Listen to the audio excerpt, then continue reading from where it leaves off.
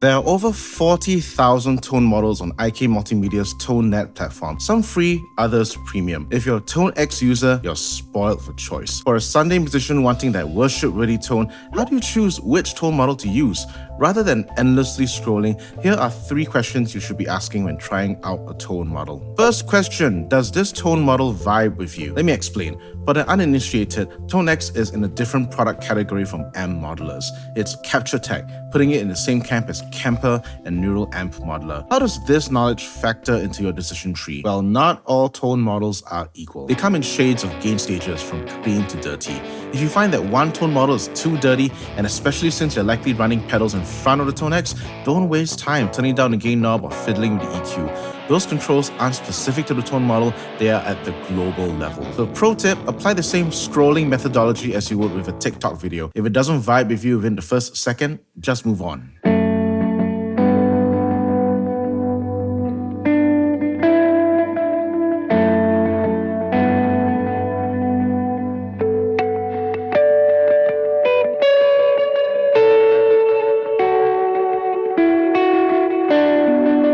Second question, how much gain does my rig need? The tonal response of an amp changes dramatically with the level of gain set. This is why you'll find 5 to 10 different tone models of the same amp setup on ToneNet from low gain to high gain. Sometimes, these tone models come with a number assigned at the end to tell you how gained up it is, ranging from 1 to 5, 1 being cleanest. For worship tones, 1 to 2 will be a great starting point for clean pedal platforms where your board is providing most of the grid. Yes, your pre-drive and 4 overdrive pedals are justified on your big board. Having tone models on 3 onwards is going to saturate your signal, sometimes too much when ambient effects are placed in front of the ToneX pedals.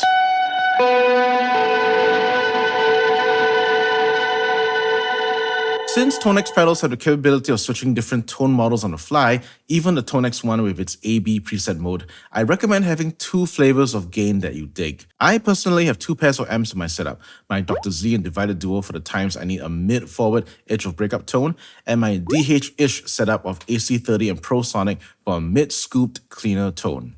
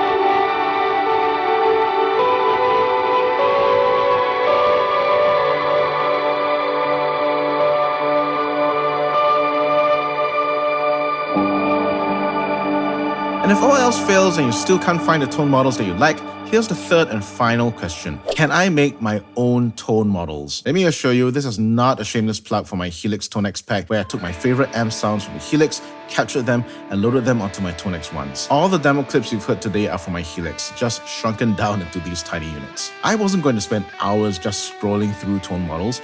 I knew the sounds that I wanted, and I knew that as long as an audio interface had reamping capabilities, I could make my own captures. This use case scenario culminated into learning how to use the Helix as a capture device for its amp and cat models, which I'll link up here as well as part of my ToneX playlist. Watch on to the end for the link to those videos.